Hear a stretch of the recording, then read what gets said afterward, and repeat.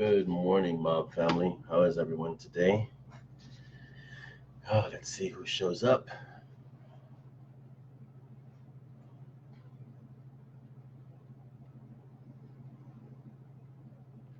Oh, it's been a nice morning.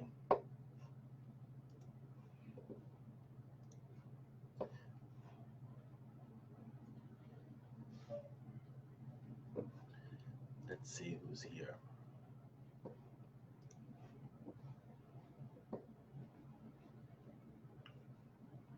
Hmm.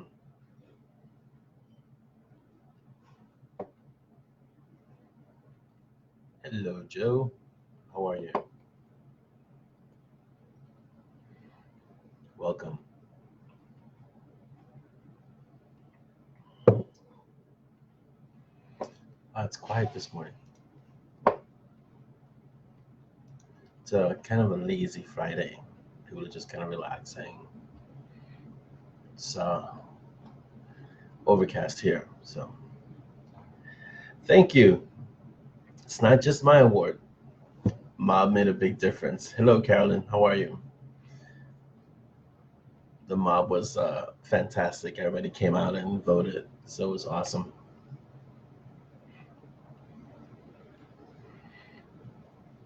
And Reaping Wind is doing really well too. So it's been a busy week.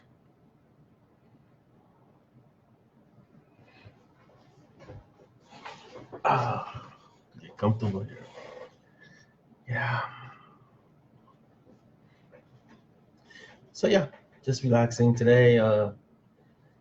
Still have a lot of writing to do. I'm kind of neck deep in research for Sheepdog, which is a lot more research than I thought, but I expected it to be research heavy because it's a genre I really don't write in. And you know, yes, but you guys, I can't do it without you. So it's a partnership in that regard, you know. But yeah, so I was saying, Sheepdog is it's a great story. Actually, it's kind of a scary story. Not scary in the horror sense, but scary in the reality. Good morning, Carolyn. Welcome. And so I'm doing a lot of research on, without spoiling it, on the infrastructure of New York City and how vulnerable we are to attack. And the enemy or the antagonist in Sheepdog is a really dangerous individual. Thank you, Carolyn. It's not just mine, it's the mob too. I mean, you guys are awesome. Good morning, Mary. How are you? So basically, that's what I'm doing right now, Sheepdog and the next Badlands book. Yeah, it's a real departure for me, doing Sheepdogs, because I'm so used to the Monty and Strong World and urban fantasy, and this has no magic. Even though I'm using super tech, which kind of approximates magic, but it's tech that's grounded in reality, maybe a few generations ahead. But it's a real difference from hand wavium, where you can just cast runes. Shout out to my family if they're watching. They're in London right now, as I'm in New York, and we're sharing the weather. It's really drizzling and raining, and welcome, Lori. And I'm sure London has more of the same. They'll be there for another week or so. So, well, not a week, but like maybe 5 days. So, yeah, they're all out there. Most of my tribe is in London right now, and I'm here in New York. So, yes, Sheepdog has no hand wavium. It's a little bit different and no magic. More government agencies, shadow groups working to stop other shadow groups from doing damage to the city. So it should be fun. And then Dragons Impasse is the third book in the Badlands PPD. So that's just regular, you know, kind of laugh out loud ridiculousness, but it's a lot of fun also. And then after that, I have to look at my schedule. But I know there's another Mountain Strong. coming up to that. And I think, I don't want to promise it, I think the 4th Sepia Blue book end of this year. Don't quote me on that, but it's close. Welcome, Lynn. Good morning. At least I'm going to say good morning because it's morning where I am. But you apply the time zone to where you are. So if I say good morning, it may be good afternoon or good evening where you are, depending on your time zone. Hello, Lynn. Welcome. So yes, I want to thank the mob for the awards, and you guys are awesome. I couldn't have done it without you. So thank you. Hello, Sherry. I didn't see you come in, but you're here. So hello. So I have options for the Sepia Blue. One option is to rewrite the story from the beginning for the first person point of view, with obviously around sepia. And the second is to just kind of pick it up where it left off and continue with third person. So we'll see. When I start writing it, I'll let you know how it goes because I'm so used to writing in first person. It's kind of where I feel my voice is the most authentic, that it might be difficult to go to third person with Sepia Blue. Depending on how it feels, then I'll see. If I have to revamp it and start it from first person, then I'll just do that. I mean, the books already exist. It's just a matter of switching perspectives a bit. But if not, then I'll just continue from third person. We'll see. I like the challenge. We'll see. Good morning, Benna, #1 fan who risks her life by saying everyone's inferior. Hello. You shaved your hair off today, Lynn. I'm going to go with you shaved off the hair on your head, just so we don't get in trouble. Why did you shave your head, Lynn? Morning, Mark. Welcome. Yes, I'm a big advocate for that, as you can see, because it's just low maintenance and it makes life easy. And as I understand it, I move faster because I'm aerodynamic. So there you go.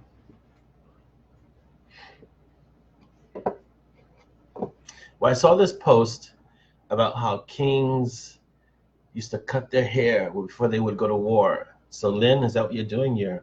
Are you declaring war, or is this just a fashion thing?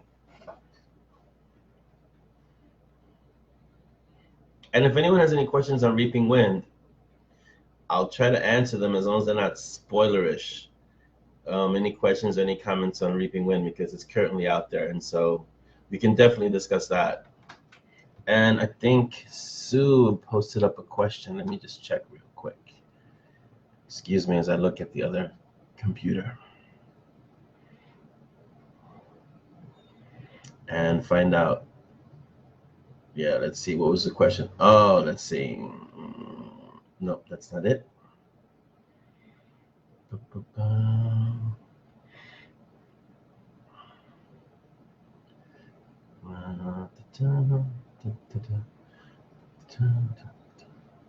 Oh, and shout out to Jacqueline Fennell, who put up those great pictures of Japan and Osaka Castle. Those are great pictures. If you hear this FB Live, thank you. All right. I'm sorry, Sue. I can't see the post that you put up. I should have written down the question. But oh, here it is. Okay. Where did I get my inspiration for Simon's Mouth and Monty's too? Okay. My sister says that Simon sounds like me. I don't know.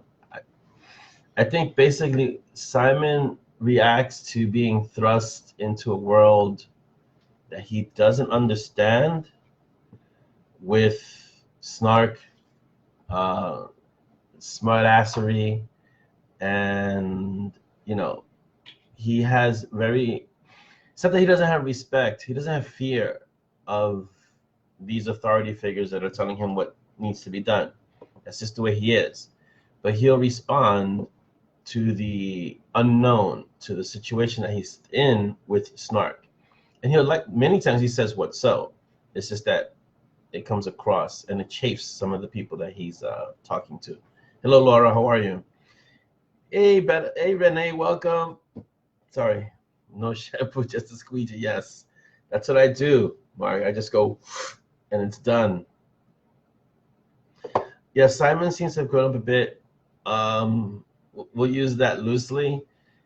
In this book, in Reaping Wind, he had to deal with, like Ezra says, his vulnerabilities. He just didn't know. Well, it's not Ezra who says it, but Ezra calls him a putz in a good way. But June, Monty's mentor, says it. You still haven't realized what your vulnerabilities are to Simon. And so Simon is starting to realize that he wasn't the hard target. It was he has a lot of vulnerabilities, but those vulnerabilities make him strong too.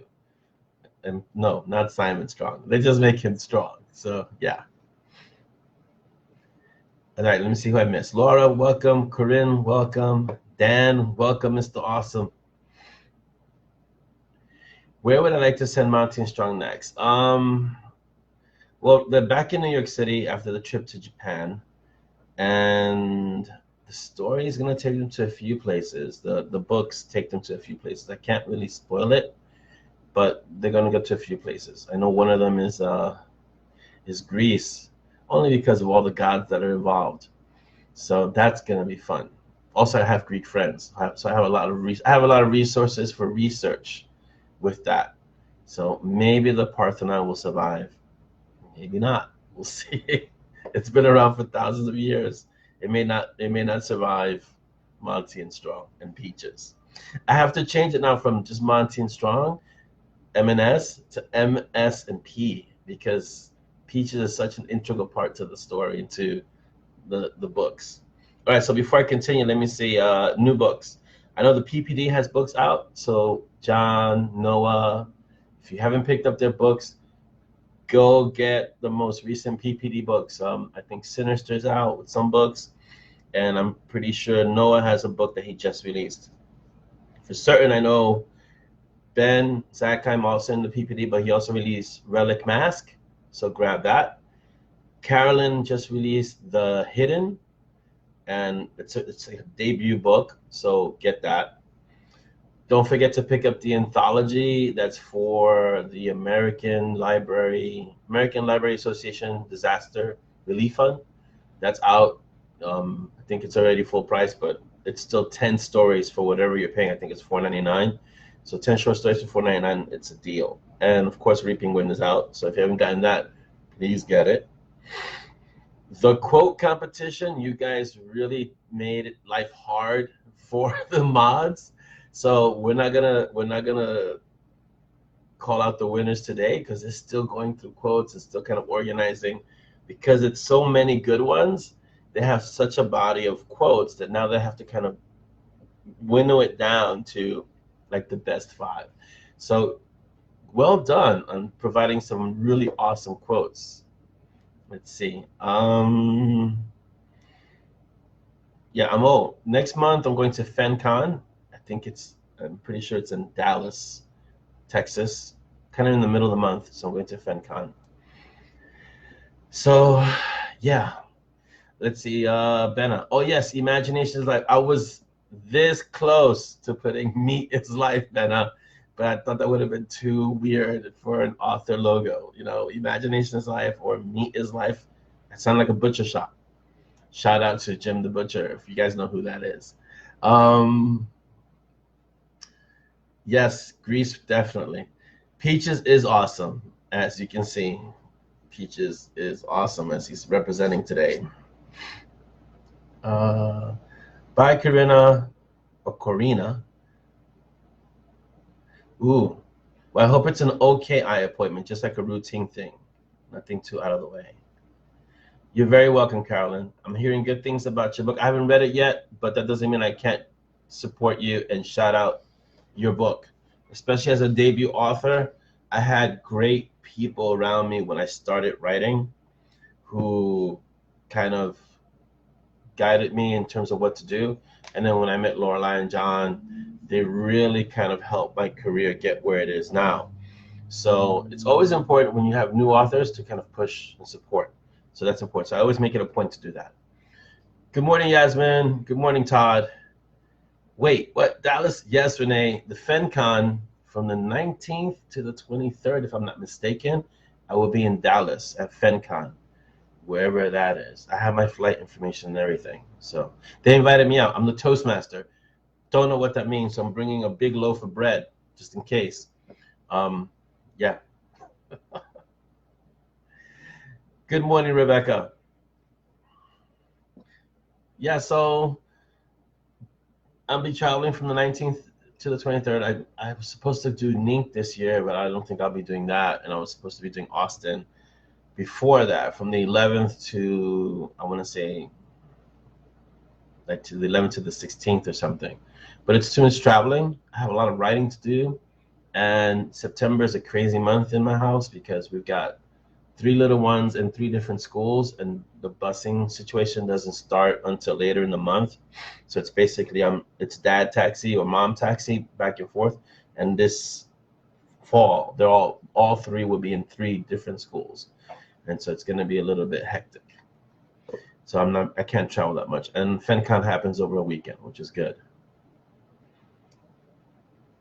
Which one? Oh yes, pick up Carolyn's book, The Hidden. It's on Amazon. Renee, let's get some coffee. Let's hang out. Good morning, Lucy Garza Najimipur. That's an awesome name, Naimipur. Nice. I like the fact that you hyphenated and kept both names. That's awesome. As you know, I'm a big fan of names. As I told Stacy, names have power. Bye, Lynn.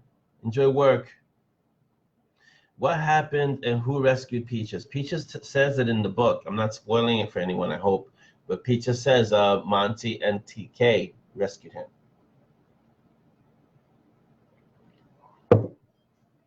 If you look back to the book, those were the 2.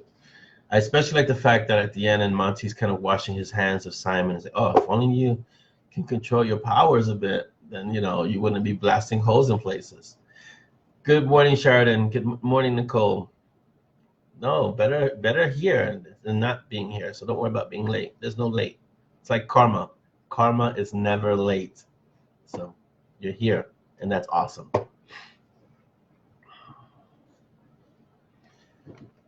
So that's basically what's going on. The next story. So if you read the anthology, it's kind of an aside of what happens after Reaping Wind. They deal with some situations. I don't want to give it away because it's a short story. And so Monty and Strong 10 picks up right after The Perfect Cup, which is in the anthology. Once that story leaves the anthology, because I think it's in there for 6 months, I'll just put it out as a short story and you'll have it. Yes, chapter 34. Okay, that was not intentional. So it just seemed to have, it wasn't intentional the first time too, in the Badlands book either. It's just that it seemed to fall right around that part of the book in the Badlands book, and John and I just went nuts. And then when I wrote writing in Reaping Wind, when I look up, I see it's chapter 34 because I'm writing in vellum, and I'm looking up, and I go, "Oh, it's chapter 34. Oh, that makes perfect sense." So on some level, my brain was like, let's do this on chapter 34. And so now chapter 34 has become synonymous with outrageousness.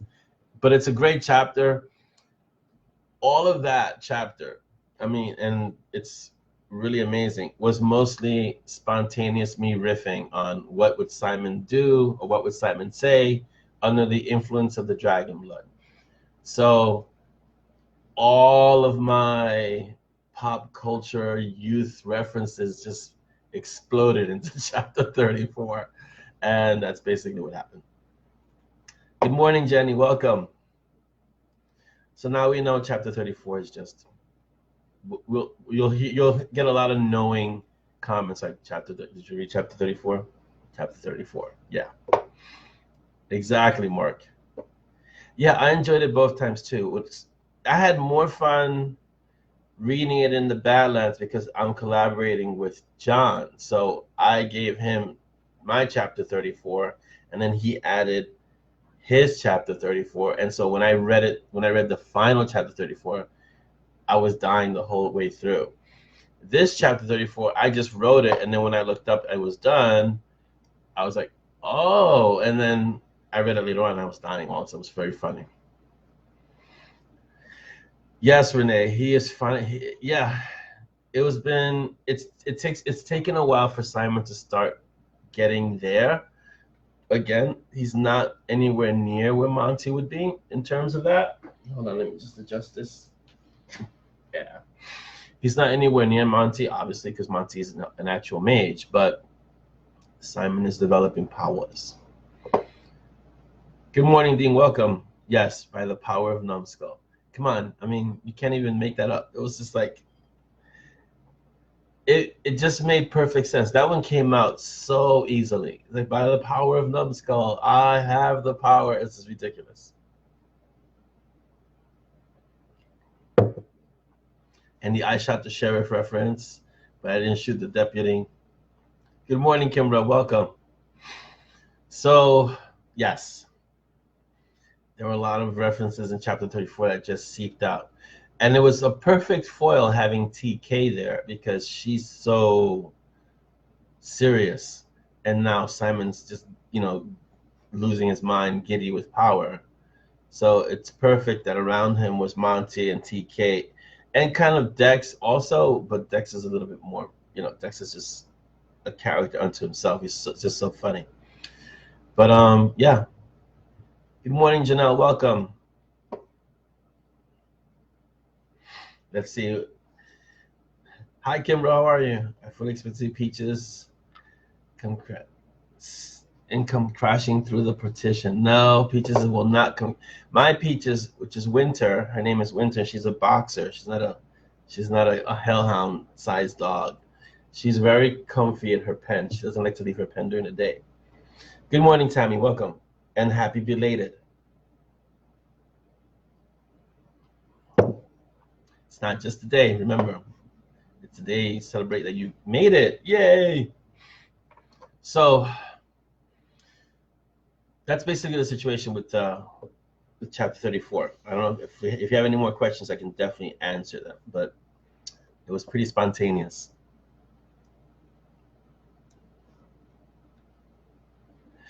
What TK said to Simon in that moment, though, yeah, you have to. So TK is a product, remember, of working with Babbed, which is one of the triune faces of the Morrigan. So TK is not a lightweight. TK had some serious training and an apprenticeship with one of the scarier goddesses. She's much mellower now, but when you read the 10, you'll see that she's a really dangerous, powerful mage in her own right.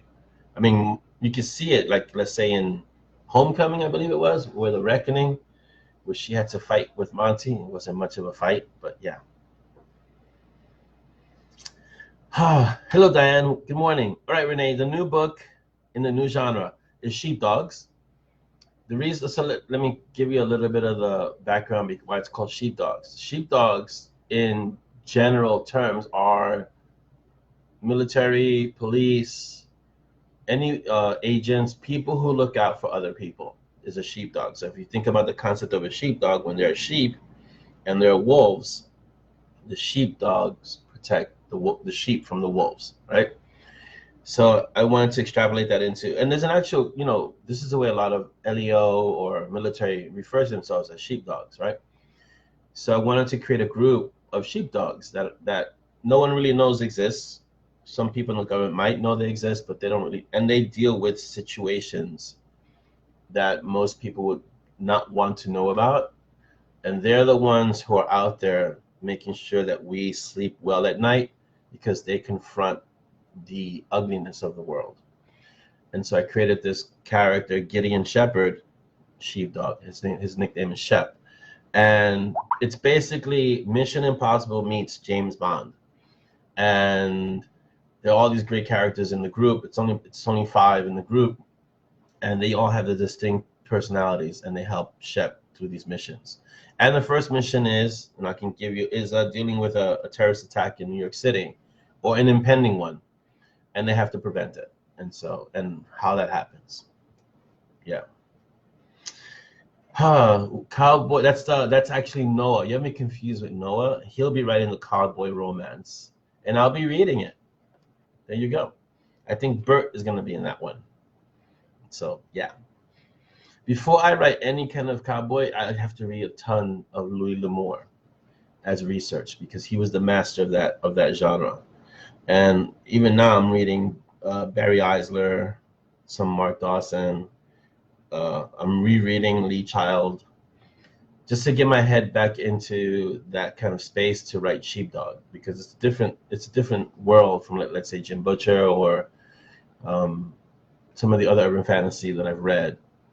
I have all the Lee Child books. I have all the Barry Eisler books. I have Andrew Vox, which is a great author. If you want to know the inspiration for Peaches, read Andrew Vox.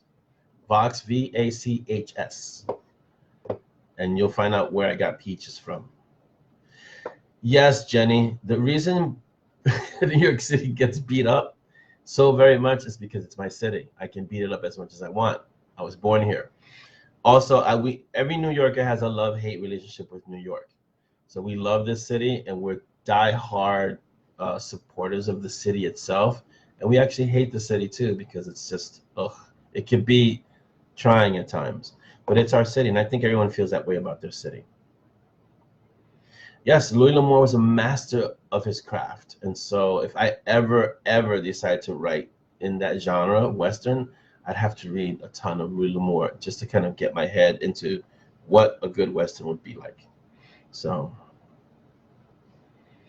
yeah, I didn't share that photo. That was John P. Logsdon who shared that photo.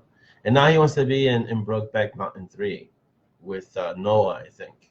So, or Ben, I forget. So, you got to speak to them.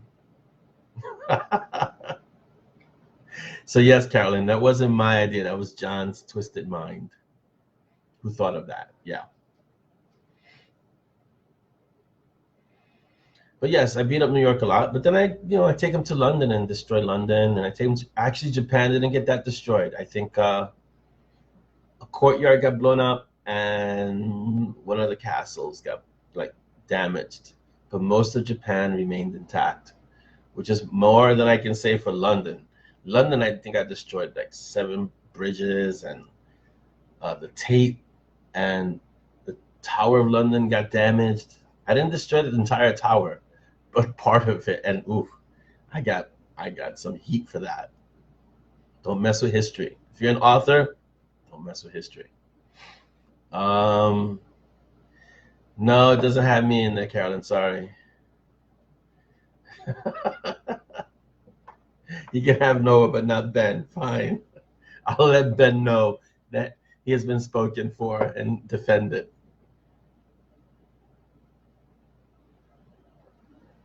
Yeah.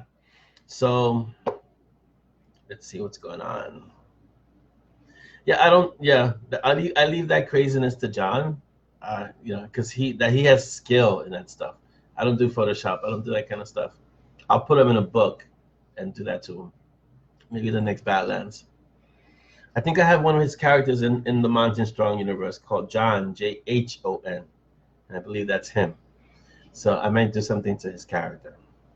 Hello, Stacy. Good morning. Yes, the tower has been knocked down and rebuilt loads. Welcome. Don't worry about being late. You're here. That's what matters. Yes, it has, but I got some heat for it. Yeah. Well, the building's a few centuries. I want to say thousands of years old at this point. It goes back to the 12th century, 10th century. I remember when I was there. There was part of a piece of a tower that was left, and there was a little plaque that said "Wardrobe, 12th century." So it's been around for quite a long time. So messing it up, kind of got me some heat.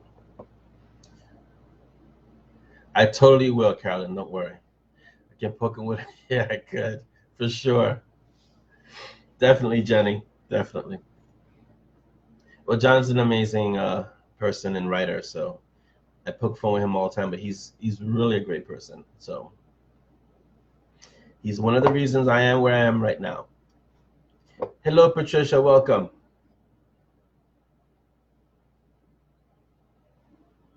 He and his wife, Lauren. I always shout them out. You might hear me that I always shout them out. A lot of that is my martial arts training. You always remember your teachers or people who helped you on your path. So that's important. Always remember who helped you get where you are now. And so the same way I help other authors, I try at least when I can to help other authors, I'm always cognizant of the fact that I didn't get here by myself.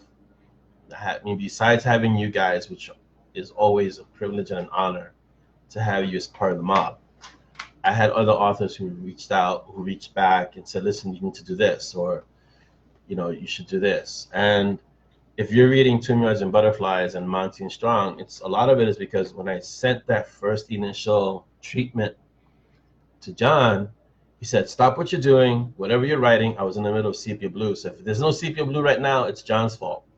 He said, stop what you're writing right now and write this. And I had only given him like a chapter, maybe a few pages of kind of an idea of Monty and Strong, like their first few pages of the book of Tomb Yards and Butterflies. He says, stop what you're doing, write this now. That doesn't matter what else you're writing, write this now. And so I did that. I listened to that advice. And now here we are, 9 books later, a few short stories later, and poor Sepia. So I promise to get to Sepia very soon.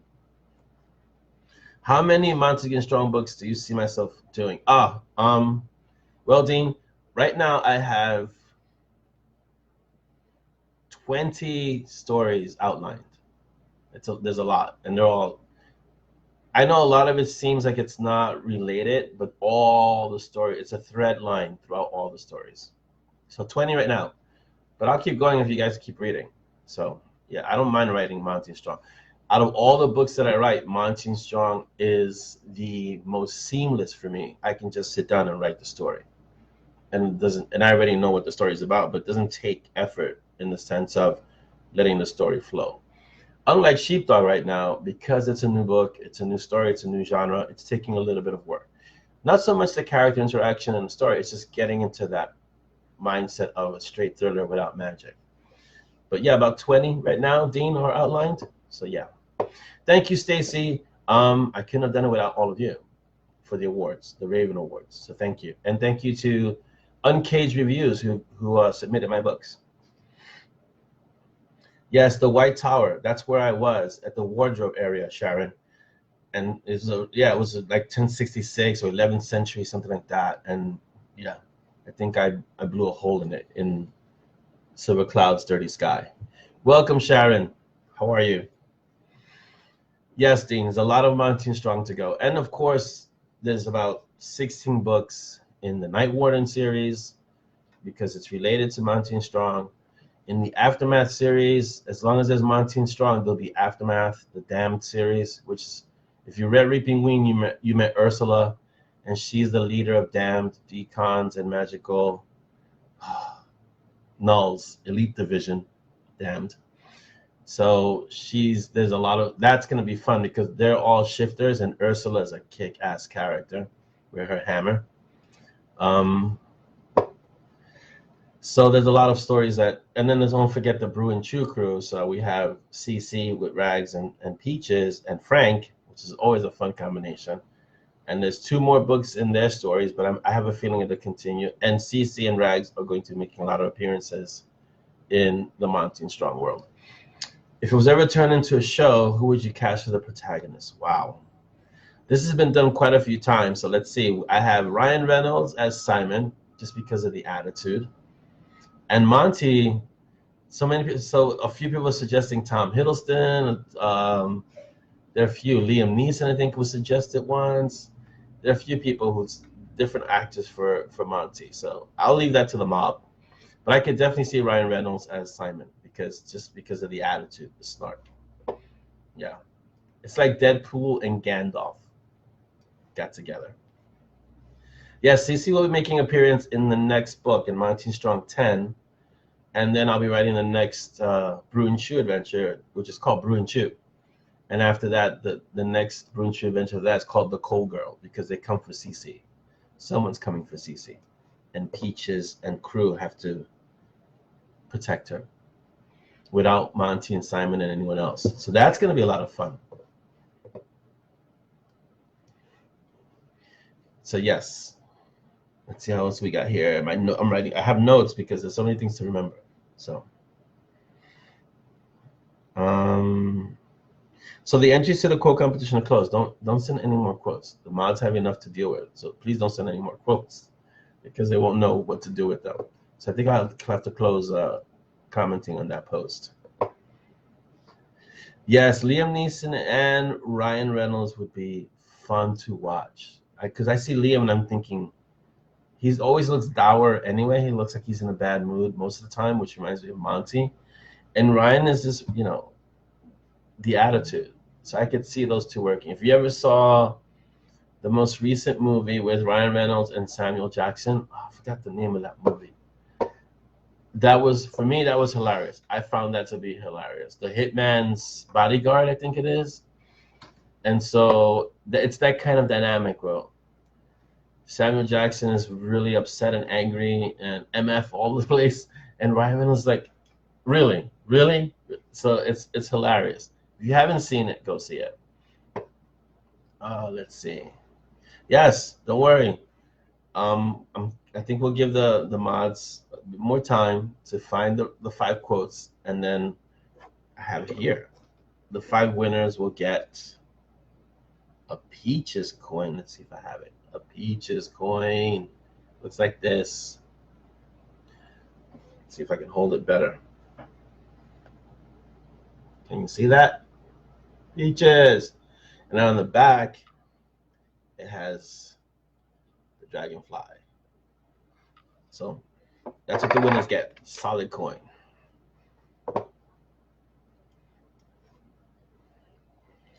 So I hear in news that there is a new Matrix movie coming out, which should be a lot of fun.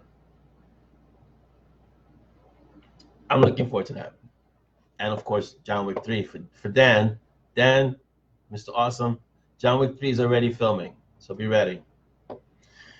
Who's responsible for all the fashion stuff in my books? I don't know what you mean by fashion stuff, but if you mean the references to the fashion, that was me.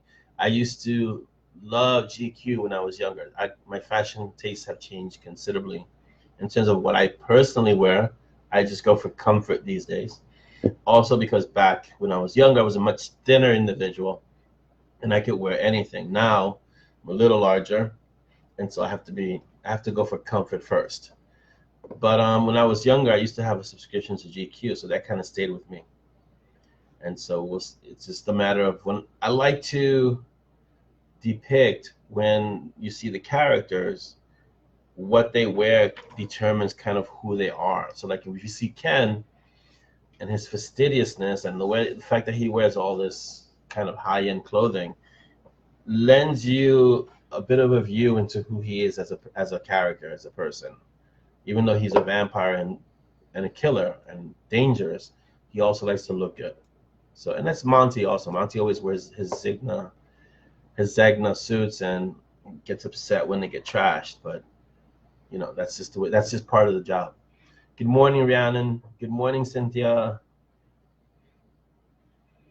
The dad effect. No, it's not the dad effect, because I was about this size about the time. Yeah, I'm a little bit bigger than when I met my wife. So, no, it's just the fact that I've been training a lot recently, like in the last few years. So that got me much larger. When I was younger, I was thin like my older sons, and so. But as I grew old, I started getting more into the training. Yes, vampires are people too, and they feed on people too. So, but he dresses that way because it's part of who he is. The same way Monty always dresses a certain way. I don't really go into what Simon wears because Simon kind of wears whatever he wants to wear, but mostly like really comfortable clothing. And a jacket so he can carry his flask. But Simon isn't that fashion conscious. So, oh, yes, Monty is getting, okay, there's a debate about this. I understand it to be Jaguar. Americans will say it as Jaguar. The animal for us is called a jaguar. The car for most Brits is called Jaguar.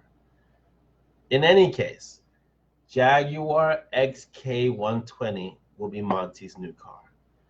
It's a two-seater, and there will be no Peaches or Simon in it if Monty has a say. Now, will that actually happen? That Peaches won't get in that car? Yeah, I think that's going to happen. And I think it was Mary Elaine who said she already is sad because she knows the car is going to get destroyed. What do you think? It's a beautiful vintage, I think 1930s, 1940s vehicle for Monty. What do you think is going to happen to it? You tell me. Hello, Mary Elaine. Welcome. A Misfits shirt. What is a Misfits shirt? I'll get him one if he needs one. He doesn't need a flask holster. One more holster.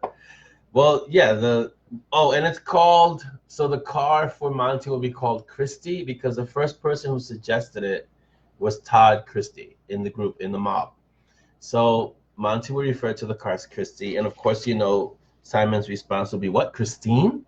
Is this car, like, haunted? So, you know, that's going to happen. It's a two-seater and leaves no room for Peaches until Peaches makes room. Oh, yeah, I know the band, for sure. I'll get him a shirt. Oh, it's going to be a Sunatran car. Yeah, Cecil's going to give him that car. In fact, the history of that car is that it's been in the Montague family for centuries. And Cecil has just been keeping it away from Monty because he doesn't want it destroyed. But it's already, you know, if Monty's going to get a car, you know what happened to the Dark Goat, or to the Goat, the first one. What do you think is going to happen to Christie? It's got to get crushed, blown up. Something's got to happen to it. Maybe a scratch, then he loses his mind, and then something else happens that's worse than the scratch. So you can be sad for him. Start being sad now because the car is beautiful. If you see a Jaguar XK120, it's a beautiful automobile. I mean, Jaguars on the whole are like automotive art, especially going back that far. It's a beautiful vehicle, and it's going to be a shame to crush Christie, but it's going to happen. I'm preparing you now so that you know. Yeah, well, I'm sorry. But Cecil will get him another one, I think, maybe. I don't know where Cecil's generosity ends because he keeps giving them cars. I wish I had someone to just give me cars, but he keeps giving them cars. There's actually a reason behind that. I'll have to explain it at some point. Why? Oh, I think he already did that, Mark, in... If you see me look up, it's because I have all the book covers on a wall. So if you look, I'm looking up. I'm kind of having visual memories. Silver Clouds, Dirty Sky. When they go to London, Cecil gives them first a Lamborghini Urus, which is this beautiful Lamborghini SUV. I didn't even know Lamborghini made SUVs. But Cecil gives them this Lamborghini SUV, which they proceed. It really wasn't them. That wasn't their fault. But they proceed to explode it. It blows up. So then he gives them some beat up, it's not beat up, but it's like this bargain thing, almost as punishment, but really because that's the only thing he had to give them at that point. So the color for Christie's silver. If you see the picture that I put in the post, it's this wonderful silver color. It's a beautiful, looking at that car, it's just beautiful. The lines on that car are fantastic. So no, the car will be ruined, Cynthia. So even if Peaches tries to use part of it as a chew toy, it won't happen. But even the goat got melted, and so there's only so much damage the runes can offset. And every time I say runes, it makes me laugh because my wife says, "So you pretty much solve everything with a runic something." I go, "Yes, runes are like part of the hand wavium. There's a runic this and a runic that." So my runic uses kind of cover everything, but the runes protect the car only so far before the tolerance is too high and then the damage is overwhelming and destroys the car. So yes. Oh, a smart car would be hilarious, Jenny. Maybe I think Cecil will create a smart car for them. You gotta put Peaches where on the top. You gotta strap them to the top of the car for a smart car because They're so tiny. That would be hilarious. I could see that happening for sure. Um, yeah, I'm gonna get the full treatment, Marilyn. It'll be beautiful inside and outside. And of course, Monty being Monty, he's not going to allow Peaches to go in his car. No, that's not gonna happen. And so that's gonna be the ongoing thing until the car gets, blown to bits. But yes, it's never their fault. Right, Mark? It's never their fault. Aloha, Dina. Well, I wish I was in Hawaii right now. Hawaii right now. From Kauai. Nice. And welcome. Aloha. See, later you can go to the beach, right? Can you say that, Dina? I'm going to go to the beach later. Yes. Well, if Peaches goes XL, Mary Lane, that would crush the Smart. He'd be bigger than the Smart standing. So, yeah, that wouldn't work. But even he's kind of dense as a hellhound because hellhounds are dense. And so, yeah, I don't see him even strapped to the top of the Smart car. That wouldn't be good.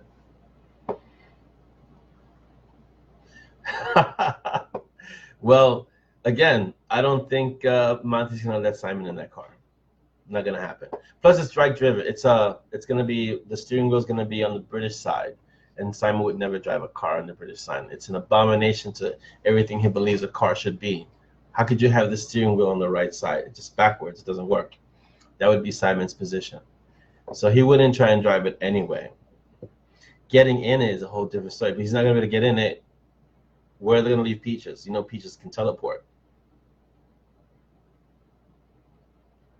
So that would be an interesting scenario. If they try to drive away without Peaches, yeah, that's not gonna happen. A smart car with an app. Yeah, that would be fun to write for sure, but I don't see it happening anytime soon. It's just not practical for their purposes. Plus, if they ran into, let's say, an ogre or any other kind of creature, they crush the smart car. So understand that Monty's fastidiousness is just going to extend to his Jaguar. So dust on his car is going to be an issue.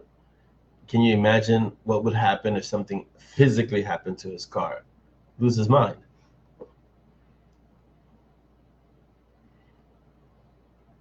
Yes, he can. He could definitely teleport anywhere Simon is, for sure. Oh, it's early where you are, Dina. Awesome. Well, that's late for me, but that's early. So welcome. See, but yeah, you can say that. You can say, I'm going to go to the beach later. I can't say that where I'm at. So that's the good thing about being in Hawaii. Welcome, Tash. Good morning. Yeah, that's not going to happen, Mark. Sit on his lap? Well, like crush him. Because if you think about a Cane Corso, those are not small dogs. Those are Italian Mastiffs. Those are big dogs. Even though Peaches is a puppy for a hellhound, he would just crush Simon. And also that makes it really hard for Monty to drive. So the car would be going nowhere until Peaches gets, ejected out of the vehicle. But it's a fun scenario, so I will really consider it because Peaches is going to be looking around for where's the place to sprawl. There's no place to sprawl in this car, so he's going to have to, use the front seat. There's only a two-seater, so he's going to use the front to sprawl. That's not going to work. So it should be interesting. How long is Peaches going to be a puppy? Hellhounds live for a really long time. As you know, Cerberus is still around, so he's going to be a puppy for a long time. And which means he's still no match for his dad, as you can see in the last book, and Hell Hath No Fury. Cerberus kind of just bopped him and sent him flying. Yeah, he's going to be Peaches. Peaches is going to be a puppy for a long time because, and understand that he's a puppy in his regular state. When he becomes XL, it's his true state, and he doesn't sound like a puppy. But in terms of age, chronologically, he's still a puppy. Yes. One, I doubt there's going to be an automated sausage dispenser for him in the Dark Goat. Excuse me. And two, Jenny, I can see him munching on a smart car if he gets big enough. Yeah, it just wouldn't make it. It'd be a chew toy for Peaches. He needs titanium food bowls, and smart cars are not made out of titanium. So there you go. Who is Peaches' mom? Can't tell you. Sorry, but you'll find out eventually. Same thing like with who's Monty's mom? Can't tell you. Sorry, you'll find out eventually. Will Frank join the destructive trio for an adventure? No. Simon can't stand Frank right now. Simon wants to strangle Frank, except that Frank is a very powerful mage trapped in a lizard's body. Phenomenal cosmic power in an itty little bitty body. So, no, Frank will never join. I don't want to say never. The situations don't present themselves for Frank to join them. Frank did join Monty and Gray in Wander for a short time, but Frank is gonna be busy with Gray, and he's gonna be busy with the Brew and Chew. So, will Monty ever? I don't know. I don't think that's that. Will Monty ever be able to talk to Peaches? Laura asks. I don't know if Monty is ever going to be able to speak to Peaches because Peaches is bonded to Simon. And Monty, as a mage, is still very young, and that might be an ability that he develops later on. Excuse me, that he develops later on to be able to speak to Peaches. But we'll see. I don't see how that would work for him too much. Peaches can speak to really, really powerful beings. Like Ezra understands Peaches, but Peaches has to actually make noise.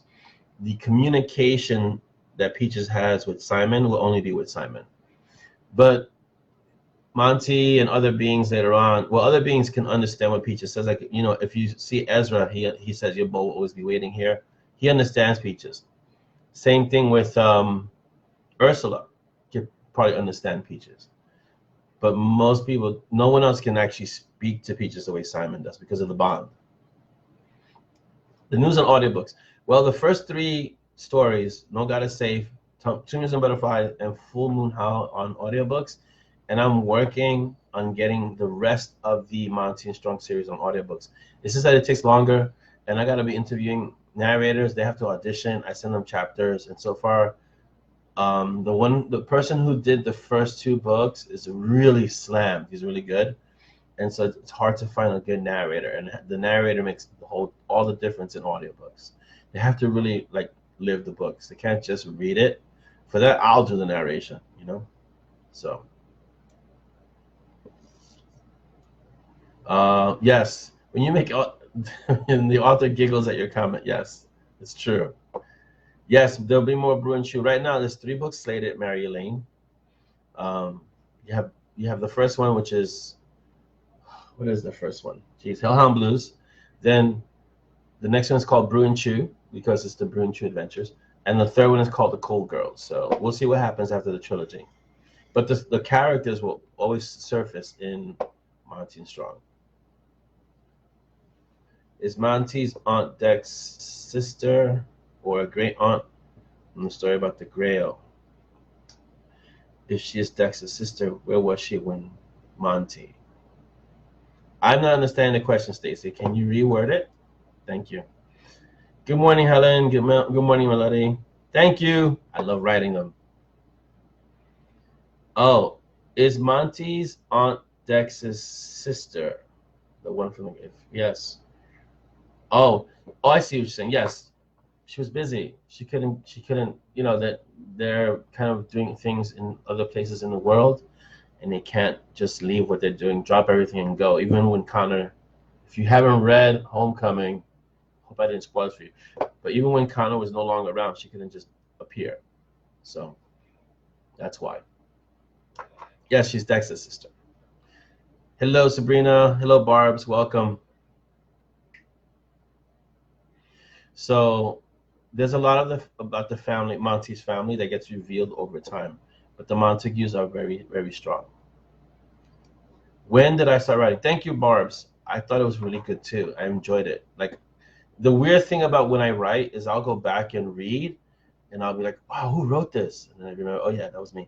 But I really enjoy reading the stuff that I write as a reader. And I always make that a point. Like I was telling my sister yesterday or the day before, if I don't like the story, there's a good chance the people reading, my readers, are not going to like the story either. So I always make sure that I enjoy the story first, and then I'm pretty sure all of you will enjoy it. So that's an important indicator for me. And even when I read other books, if I'm not captivated by the first page, I know I'm going to have a problem reading the story. Because for me, as a writer, first sentence, first page, you need to catch me. You need to get my interest. If you don't get me with that first page, I'll give you the first chapter. After the first chapter, if the story is not going anywhere, if I'm not invested in the characters by the end of the first chapter, I'm pretty much done. And I know that sounds like, oh my God, really? But I don't have that much time. So your writing needs to be to such a degree where that first chapter really grabs me. And so I apply that to my writing as well, because I'm sensitive to the fact that you could be reading other books, you could be watching Netflix, Amazon Originals, going outside, doing so many other things for entertainment, that if I'm going to write something, I want to make sure that the time you invest in reading my books is well spent. So I'm not going to bore you. I want to make sure that you get into that story and you escape for an hour or two. Although with the mob, that's really more like 3 hours, 30 minutes, I think, depending on where you are. Sometimes when you guys get the art book, it's like, okay, I'm done. Yeah, I just uploaded it. What do you mean you're done? The key is don't be boring as a writer. For you writers out there, don't be boring. Never be boring. When did I start writing? Officially or not officially? Officially, 2012. Not officially. I used to write dungeons for my friends when I was younger. We used to play a lot of D&D. So 14, 15, I want to say. And I used to keep journals when I was younger than that. So most of my life. But officially, like publishing, 2012 is when I started. I started with the Spiritual Warriors. And I didn't know what the heck I was doing. But I felt the story needed to get out there. So yeah, 2012. What's not a good excuse? Oh, yes, Stacy, because you feel about family the way I feel about family. It gets explained later on. Yeah, she couldn't be there. So, and it's, not every family is the same way. So for reasons that will get revealed later, you'll find out why she couldn't be where she needed to be when Connor passed. I don't think I'm spoiling anything with that because it's alluded to or it's mentioned in Reaping Wind too.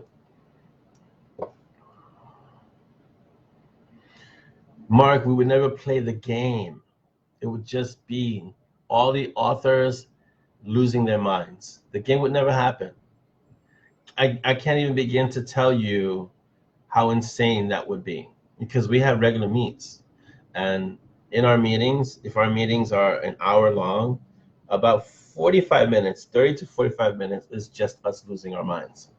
And then we have about 15 to 20, 30 minutes of actual work, of actual discussion. But most of it is just us BSing.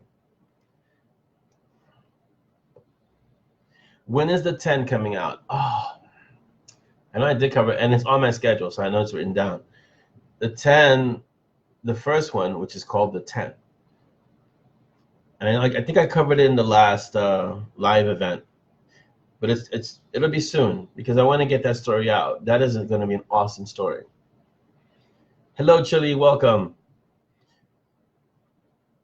I'm trying to aim to see if it'll be the end of this year, before the end of this year, Renee.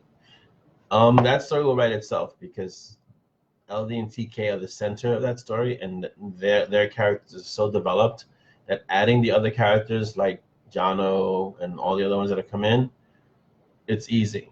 So yeah.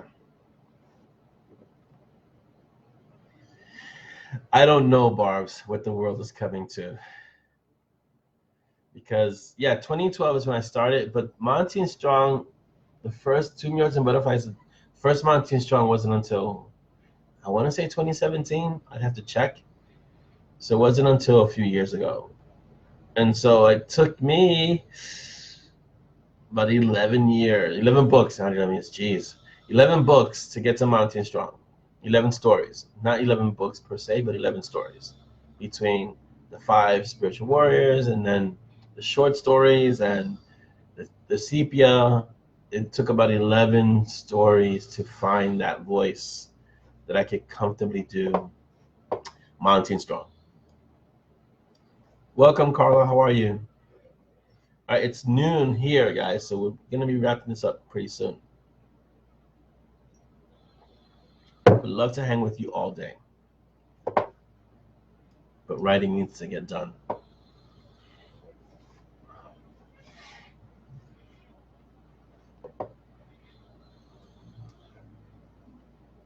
Oh, and a shout out to the art. You guys did an amazing job on Reaping Wind. Let's see. I'll tell you how many issues I had to deal with for Reaping Wind. I think the most issues I ever had to deal with for an art was about 1600. This is way back, but this wasn't too far behind. This was 1280. Not too bad. So thank you, because you guys help take a good book and make it a great book. And yes, I read every single issue, every single one. This is why I always ask you to check first if what you're going to post hasn't been posted already, because then it just repeats. But I read every single one. And every single one, it's interesting how I'm always humbled by the fact that I miss so much. Secondly, it's interesting how so many eyes can see the same body of work and point out so many different things. And sometimes something that was missed in one sentence or paragraph is caught by someone else. So it's amazing to have that experience, to be on the outside and looking at that. Welcome, Sandra. When do I do most of my writing? Oh, it's 5 p.m. in London. Nice. Yeah, you guys are 5 hours ahead from me. I write usually in the morning. Okay, but morning for me starts at 3 in the morning, and I'll go to the gym, and I'll come back. Depending on the time of the year, then I'll do some stuff early, get the kids ready for school, all that fun stuff. And I'll usually start around 10 o'clock, and about from 10 to about 2, 3, I'm writing pretty much every day. Gives me a nice chunk of time to write. And then in the afternoons, I go to the dojo, because I also own a dojo. So about 10 to 3, I'm writing, and then about 4:35, I'm at the dojo teaching. But we're closed right now for the summer. But in September, we'll open up again, and my leisurely life gets a little bit more hectic. So about 10 to 3 every day, Mary Lane. Thank you for reading it. Yeah, I'm having a great time. I've always told writers this, when the few authors that I meet, and I don't, because I'm usually really busy, but the authors that I meet, I always tell them, if you're not enjoying what you're writing, it comes across. It comes across in your writing. If you're just writing for the sake of it, or if you think this is what people want to read, but you don't really enjoy what you're writing, that's going to come across in the writing. And some believe me, some don't. Depends. But when you write, if you're not having fun, it comes across in the story, and it comes across in the way you write. And when you're having fun, that also comes across. So if you read the books, Monty Strong or Badlands, or you'll see that we're having fun. I'm having fun as I'm writing. If I'm not, I wouldn't write the story. There are a lot of stories that I've started and stopped because, like, no, this is not the kind of story I want to tell. And before 2 Minutes of Butterflies, even before Spiritual Warriors, I had a few books that I started and stopped because it wasn't the right story for me. So now I can write and I enjoy it, and you can tell that I enjoy it. Welcome, Alex. Speaking of writing, Alex, your book is done, right? You're ready to go. I think it's like 70-something K. So congrats.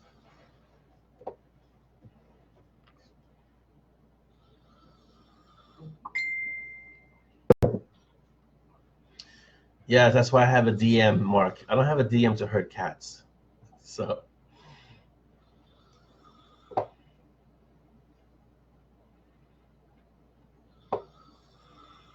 thank you, Barbs. I'm glad you found us. Okay, I always put my books in KU, same way, for the same reason that I always have a 99-cent day for the mob, because I want some people are, this is not you obviously, but some people are on fixed incomes, and most of us can't afford to buy all the books that we read, especially those of us who read an insane amount.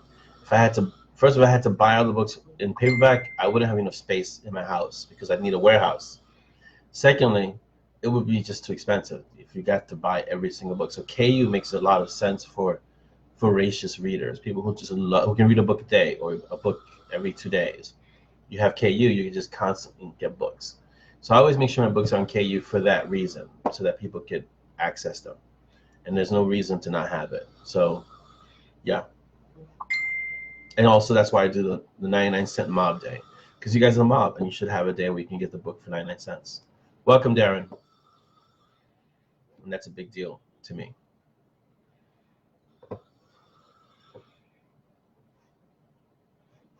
Yeah.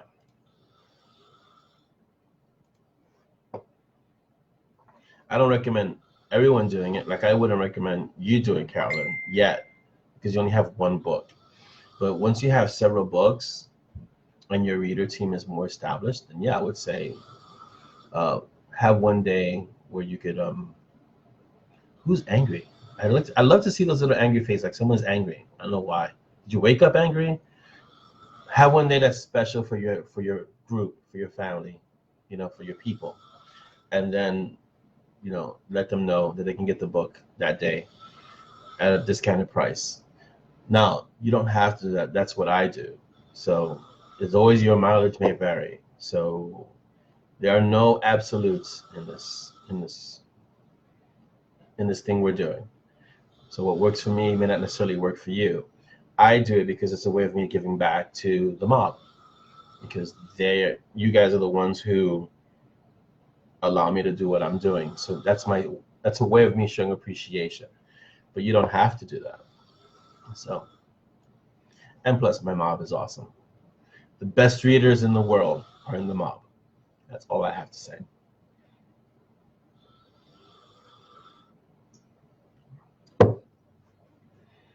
So yes, Carolyn, it's an idea, again, and wait until you have more books in your series, so that way, then you could always do that. We can discuss that later on. We don't need to discuss that now. So yes, reviews. I don't really harp on you guys for reviews because I know you guys have lives and you're busy and life happens, but please don't forget to put up your reviews, okay? It just helps the book. It helps people find the book. It's social proof. We've all done it. You go on Amazon, you look at something, it has no reviews. You're like, ugh, nobody likes this. Fine, I'm not gonna get it. And then you see something else with 15, 20 reviews. It really doesn't matter so much if they're positive or negative, although if it's something besides a book, you're looking for the positive ones, but you will read the negative ones too. And it informs your decision. So the reviews are more social proof than anything else. So don't forget to leave your reviews if you enjoyed the book. And if you didn't enjoy the book, you can leave your reviews too. I just want honest reviews. I'm not saying leave only positive reviews. I have plenty of negative reviews on my books. That's not the issue. It's more the reviews matter. To a certain degree. It's not the only thing that matters, but they matter. Welcome, Rosalind. Let's see, Linda. It's very clear I enjoy writing my stories because it does come through. Yes. Yeah, I really love writing my stories. Every day I kind of wake up still wondering how, because if you know my life from beginning to where I am now, this is a very convoluted trajectory to get to where I am now as a writer, author. And so I consider myself very fortunate to be able to do what I do. Yeah. Thank you, Meredith. I really appreciate that. I always write as a reader first. So if I'm not interested in what I'm writing, which is a weird thing for most authors that I've discovered over time, but I always write as a reader first. And if I'm not interested, if I'm not being true to my voice, I know I'm gonna hear it from my readers. They're gonna be like, that wasn't really, that could have been better,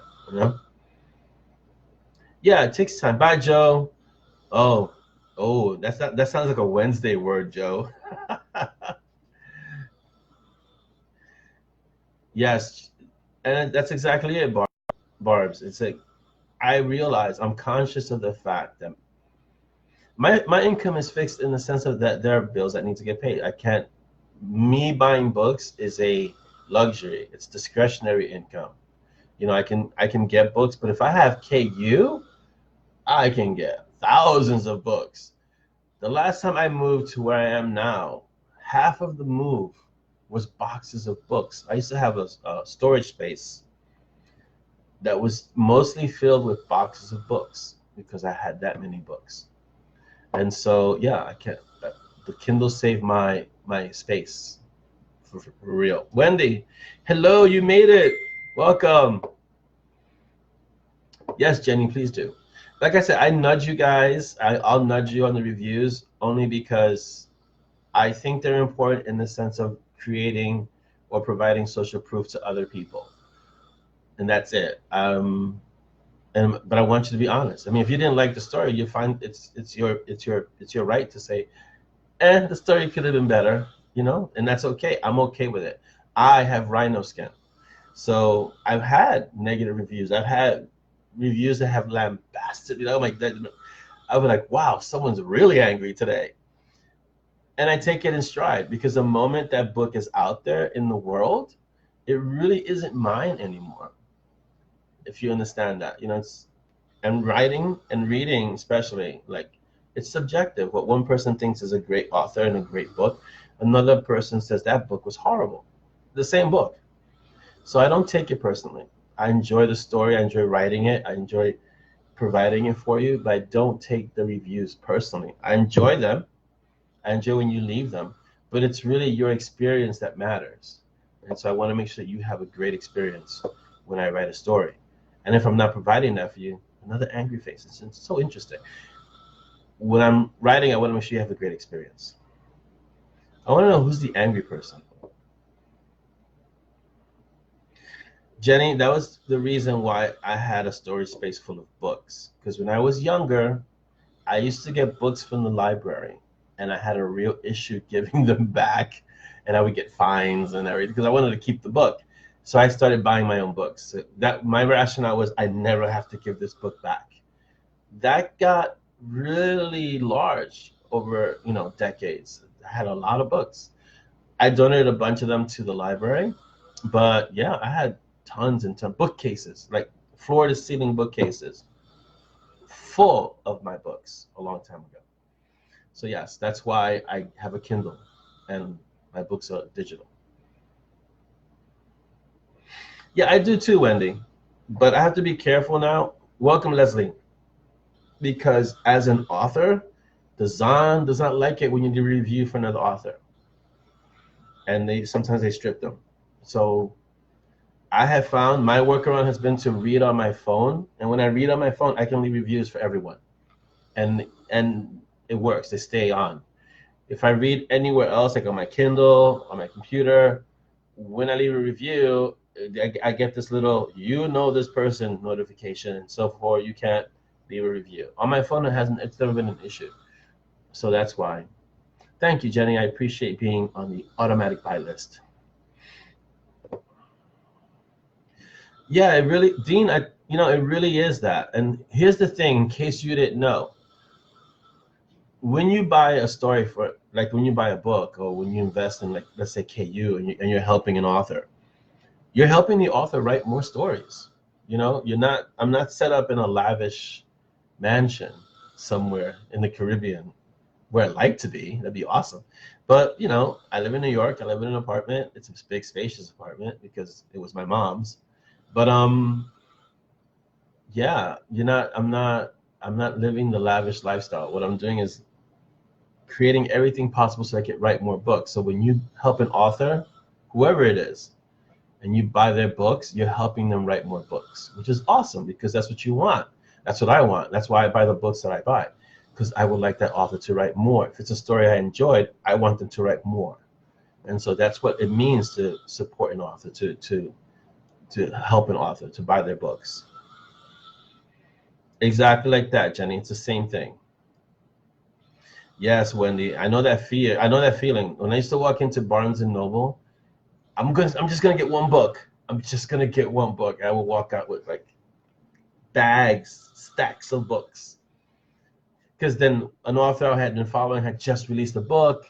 Another author, I read this book, it looks really interesting, I got to get that one. And before I knew it, I had like 10, 15, 20 books walking out of Barnes & Noble. So it's like that. When you support authors, you're supporting great stories, and stories move the world. So it's good to support authors. It really is. And I agree with Dean. It's like stock. You bought into it, except that it's an emotional investment. And it really is. You guys know that the few times I tried to, I didn't try to, it was just part of the story. The few times it appeared like Peaches had left us, I got hate mail from readers who said, don't you dare touch Peaches. So that's an emotional investment because Peaches is a made-up character, right? It's in a book. Peaches isn't really running around, but our emotions get tied into the characters of the story. And so there was one moment where it looked like Peaches had bought the farm, as they say. And I got hate mail. I mean, it wasn't directed like hate mail, but it was like, don't you dare do that again. And I think I did it again, but that time was a little bit more apparent. So yeah, I agree, Jenny. I had to avoid it when I would literally cross the street when I had a B&N in the neighborhood, because even just going in there to browse, there was no browsing. It was always a financial pitfall. Yeah, Peaches is pretty indestructible. Even in now, when you saw Reaping Wind, when they did what they did, Peaches is indestructible. The closest he came to being in serious danger was Silver Cloud's Dirty Sky. And that's the book I got hate mail for. Not for destroying most of London, which I did, and the Tate, which deserved it. For what happened to Peaches in that book, I'm not going to say hate mail. I got angry mail. I got angry, concerned mail about what happened to Peaches. In another book, I'm trying to remember what the other book was. I think it was Homecoming. I'm not sure.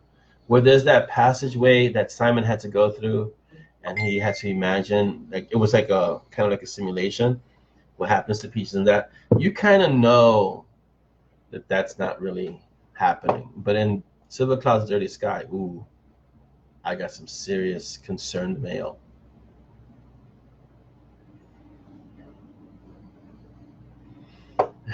Yeah, Dean. Yeah, I got hate mail the first time, so I did it again. Only because, all right, if it happens once, it's a fluke, right? So if it happens twice, even though the second time it was a little bit diluted, I had given kind of a heads up that it wasn't real. I still got some concerned mail, even that. It's like, don't do that again. And so I know nothing could happen. Nothing could really happen to Peaches. Yeah, I mean, all of us who have animals can see Peaches in our pets, in our animals, in our furry family members. And so that's why when I write Peaches, I know exactly how he's going to react, what he's going to say, how he behaves, because I have a dog. I know she's basically hungry all the time. That's and then she likes to lounge most of the day. But they're always there for you. They're always happy to see you. It's like, wow. And so Peaches is just an expression and extrapolation of that. Like Peaches, every other thought is there meat? Is there gonna where's the meat? Do they have meat? Do you think they can get me some meat? And the fact that he knows that Monty can create meat for him, kidding? He's always asking for that. Yeah. I'm not well, I won't go dark, Mark, but yeah, you can't. There's certain characters I like to say, like in certain shows, that have plot armor, and Peaches is one of them. Peaches has plot armor because nothing can really happen to him. Even in the last book, in Reaping Wind, when he was, I want to say, in danger, nothing can really happen to that character because here's how it is. If you really think about it, and I was doing this the other day, Peaches is the heart and soul of Monty and Strong, whereas Simon is one part, which he's the snark, and Monty is the more reasoned aspect, the more thinking about, he's very measured, even though he's cranky and angry most of the time. Peaches is the heart, and so you can't damage the heart. And Peaches is what kind of keeps them together. And he's really the hero of all the stories, at least in his mind. Yes, Wendy. And yes, the angry one is good at meat, Jenny. Will Simon ever attempt to make meat again? Well, after the Dragon Blood, maybe he's going to try again. Is he going to succeed? Deathane is a serious thing. I don't know. And we can thank Tammy for Deathane because that was her word. I think her influence has rubbed off on me. Her and Larry are amazing. If you ever read the acknowledgments, the special shout outs, special mentions, and you see the WOUF, which are the Watchers of Urban Fantasy, they've been dubbed that because Tammy and Larry appear as characters in so many authors' books. We dub them the Watchers. If you ever read Marvel Comics, you'll realize that the Watchers are like Stan Lee in all the Marvel movies. They're in every movie. The Watchers were in every comic, basically, like watching everything. So Tammy and Larry, shout out to Larry and Tammy, who through our conversations have said things that I've been like, I'm stealing that, or I'm taking that. And I always make sure to acknowledge, and that, I do that with everyone, obviously, who says something that's amazing, and I say, oh yeah, that would be great in a story. So you have conversations with me, you say something like really funny or memorable or profound, there's a good chance it's going to end up in one of the books. And so I've done it with Larry, Tammy, Chris, other people. If you read the special shout outs, I added that section to the books because of that. In this book, it was quite a few. And I also had, and I was saying that Tammy was rubbing off on me because Karma says she's a vigilante. And it's like when Simon says, you're like a vigilante bitch. And I mean that in a good way. And then Karma comes back and says, a vigilante, yes, I approve. That is like the rubbing off of Tammy and Larry on my thinking. So, yeah, they corrupt you. And then they're in every story, so yes. Because meat is life, yes. Deathing for the win, yes. Can we have more TK and LD? Yes, you will in the 10. It's how they meet. You'll find out how they meet. Deathane is a real thing. For real, Wendy, I believe you. Yeah. My dog isn't that big, so she doesn't contaminate the air in the home. But yes, Deathane is a real thing. My sister has 4 pit bulls. And so, yeah, Deathane can be a real thing. For real. So, yeah, shout out to all of you who, if you ever read this, you get to the end of the story, you read the author notes, read the acknowledgments. I always in every book try to put, I hope I don't miss anyone, put everyone who helped out in the art, whether you answered questions or you actually put notes, I'll put you in the art section because you contributed to the forming of the book.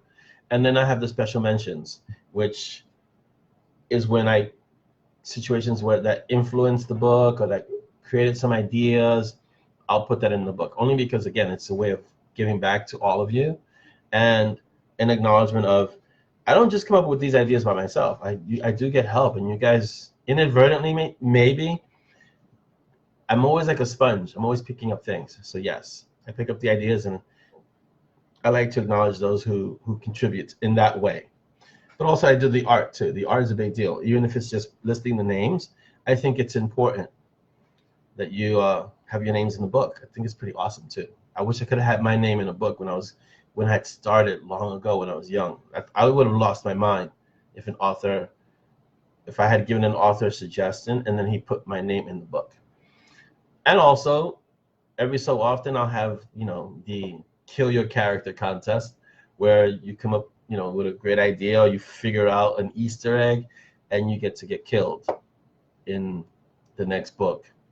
So I've had to kind of put parameters to that because some readers are in other authors' books and it can create a conflict. So the only readers I know that are in several authors' books are Larry and Tammy. Those guys are in they're like urban fantasy Stan Lees. Yeah, I think you should, if you have the book, right, and you finish the story, take a moment to read the notes, the author notes, special acknowledgments, the special shout outs, the acknowledgments, all that, because it's awesome. And I think it's part of, you can feel proud that you were part of a book. And I think that's awesome. Like I said, when I was younger, if I had been able to speak to, let's say, Isaac Asimov or, Tolkien or any of these authors that I read, Robert Silverberg, all these people who I read coming up as a young person, and have them put me in their book, whether it be a character or even just in the back. I had a conversation with Orlando. I would have lost my mind. I would have lost my mind. So, yeah. They do, Mark, because what happens is they're in several authors' reader groups. They're in several authors' beta readers also. And they're amazing people. They have, you can have an amazing conversation with both of them. And they're very authentic. I mean, I've met them in real life. So, and Tammy made my Warden bag. I don't know if you've ever seen my Warden bag. My Warden bag is ridiculously awesome. So awesome that the only reason I haven't had to hide it recently is because my girls are in London. But when they're here, it's a constant game of like hide and seek. Exactly, Jenny. It is a form of immortality. And agreed, Mark, you should always read the author notes, because you never know. Like in the author notes in Reaping Wind, I always try to hint to what the next story is going to be, or drop clues in the author notes. So if you read the author notes going back when I started them, and I think it started almost from the beginning, you'll see like almost like behind the scenes of the story. So you'll see stuff there that's not in the story. So you should always read them. All right, it's almost 12:30, guys. We've been at this for an hour and a half. So I'm going to wrap it up soon, maybe another 5 minutes. So if you have any questions, ask them now, because the next one is in September. And I'm going away to FenCon at the latter half of September. So I think we're only going to have one, maybe two. It'll just be spaced out. Beginning of September, end of September. Let me look at my calendar real quick, and I can tell you. Yeah, the next one will be like September 6th, and then the 27th, because I'll be away to FenCon from the 19th to the 22nd. So, yeah. So if you have any questions, this is the time to ask them, because we're wrapping up really soon. That's good.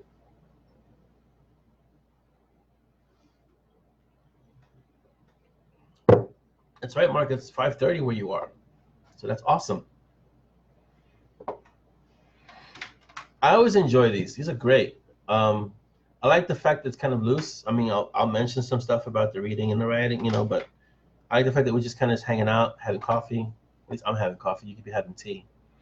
And just spending some time together. Whenever you're ready, Wendy, I'm there. Dean, I appreciate that. It's a great way to start your day. Yeah, it's fantastic. I mean, I really enjoy it. And I hope that in the future, I could have you all in one place. I know you're all in different time zones, but we could start having the OrlandoCon. And then we could all get together and just hang out and just talk and get to know each other, and that would be awesome. Jenny, good luck on your exam. I hope you do really well. I hope it's an easy exam for you. So, yes. Sharon, I'm always available. I mean, this is a different format, obviously, because we get to actually talk and it's real time. But I'm always available in the group when I'm not in the midst of some crazy deadline. But if you ever PM me, I usually answer. I try to answer all my PMs, especially if it's book related or life related. I don't always just talk about the books. I do talk about other things. For sure, Wendy, let me know. Welcome, Linda, for your first time. Thank you for being here. Yeah, Dean, I think that'd be great if we could just get together and have an OrlandoCon. Okay, it wouldn't be an OrlandoCon because that's so narcissistic. I'm sorry. But just something that we get, like the Monty and Strong a con or something like that, or a Peaches Con. That'd be even awesome. And we just get together, have lots of coffee, lots of tea, sausages for those who like, who are the big Peaches fans, and just spend some time talking. Sort of like this on a huge scale over days. Yeah. Oh, Cynthia, that reminds me so much of God. Is that Carol Burnett who closed her show like that? Was that Carol Burnett? And then with the ear thing. Ooh, jurisprudence sounds tough. I hope you study, Jenny. I really do. Good luck. Hello, Trisha. Welcome. We're about to close, so you made it just near the end. Yes, a Peaches Con would be awesome, because Peaches would be perfect. He's a perfect mascot for something like that, the Peaches Con. So let's think about it in a few years, and let's see if we can find a place where everyone can kind of meet and have a Peaches Con. That would be so awesome. I would love that. That would be great. Have a Peaches Con. Honestly, I would love it to be in New York, because I'm in New York, and figure out a way to get you all to New York. That takes some planning. But I promise you, when Monty and Strong becomes a movie, all of you are flying to the premiere. Somehow or somewhere, all of you are getting to the premiere. I give you my word. So once it becomes a movie, I will have it worked into the contract that all my mob has to be at the premiere, wherever it's showing. Welcome, Noah. Yeah, I don't know about Kansas City. I'm partial to New York City. In the fall or the spring, the summer, it's brutal in New York. But I'm partial to New York City, because that's, Yeah, con at Katz's. There you go. I'm sure they'd love that. Katz's is a real place. Katz's is the deli that Ezra is modeled after. And it's a real place in New York. It's on, if I'm not mistaken, First Avenue, way downtown. And it's a wonderful place to visit. It really is. Yeah, Peaches stock. There you go. Yes, Mary Lane. So when that happens, or if it becomes a Netflix original, whatever the case may be, and they have an actual showing somewhere, part of the contract is my mob has to be there. So that is already going to be the first thing. And that's why I say New York, Sharon and Linda, because I know a lot of people have always wanted to visit. And since I'm here, I think it'd be great. I'll be your host. We'll go around the city. We'll walk. I know, actually, if you can tell from my books, I know my city really well. And we'll do the whole touristy thing without it being touristy. And we'll go to all the places that people don't usually go to and discover the city. And then we can actually do a tour of places Monty and Simon have destroyed and walk through the city and kind of discover these places. And they're real places, Yes, for sure. Yes, Mark, it was filming Katz's, yeah. So let's discuss a Peaches Con in a few years, and all of you can come to New York, and we can have a wonderful kind of get together and just enjoy the city and then hang out, have lots of coffee and tea and sausages. That sounds like a great afternoon to me. I don't know. Coffee, tea, and sausages. Exactly, Mark. The tour of destruction. That's what we'll call it. And we'll just go through different places that Simon and Monty have redecorated, I think is the word. I think it's renovated. It would be awesome, Laura. Oh, even better, the Peaches, the destruction tour. Yes, because Peaches has contributed to a lot of the destruction, for sure. It's just that poor Simon catches the heat for most of the destruction for some reason. It's like, but I'm not, guilt by association. You get a lot of it. Sorry. Yes, exactly, Wendy. Go walk through the city, and I can point out to you exactly where they were and what was destroyed and what place it is. Like the Hybrid is a real club. It's not called a Hybrid, but it's a real club. And Ezra's Deli is a real place, Katz's Deli. So there are a lot of places. All the places in New York are real. They're not made up. They're real places. Yeah, Linda, definitely. You can walk around and say, oh, I know this. And this is the place he referred to. Yes, explosive urban renewal. Something like that, for sure. All right, guys, I'm gonna wrap it up because 90 minutes we've been hanging out. I can stay here. I can stay for a few more hours if you let me.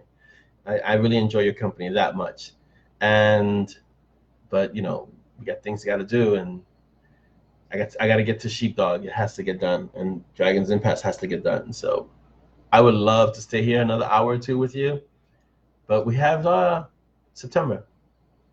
Yes, Linda, he does. So I want you guys to have a great day. Your weekend is starting. Enjoy it. Have a lot of fun today. Drink your coffee, drink your tea.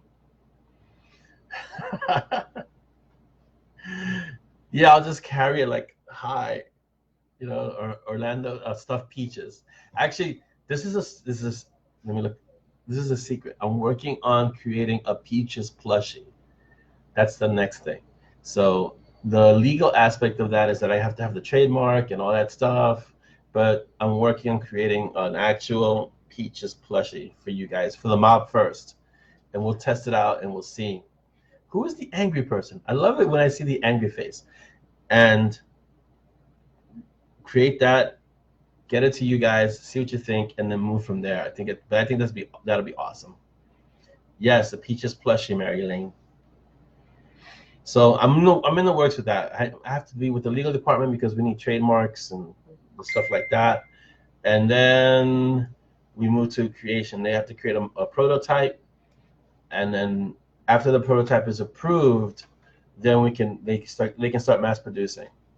It's an investment involved, but it's not much. And then once it gets made, I can put it up on the store, a store, not the store, on a store, and then you guys can start getting it. But I'll make sure you guys can get it really inexpensively. But that's one of the next. That's kind of a merchandising branch that I don't really discuss much. It's kind of like the coins, the T-shirts, all this stuff. The next one is the peaches plushie, and that's gonna be awesome. Yeah. I'll make sure you have two, Mary Lane. I know I'm gonna have to have like 3 or 4 because I can't just have one because it'll get stolen. Like my Warden bag would get stolen. So yes. And M&S thermos. I need to make one of those. That I could do easily because I can make it like this. See this, my wonderful mug. Let me see how I turn this. Yeah. So I can make one of those as a thermos really easy. That's not hard. The plushie takes a little longer. I can't easily create one of those.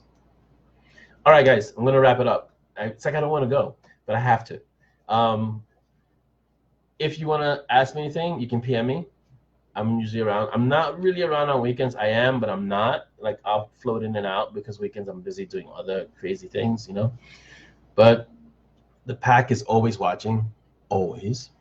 And they keep the room the way it needs to be. A big shout out to the pack because you guys are awesome and you help the room remain a family area. This is like our family community area, and the mods are really important and instrumental in keeping the environment, the space of the room, first a safe space, and second to keep the mob feeling like the mob.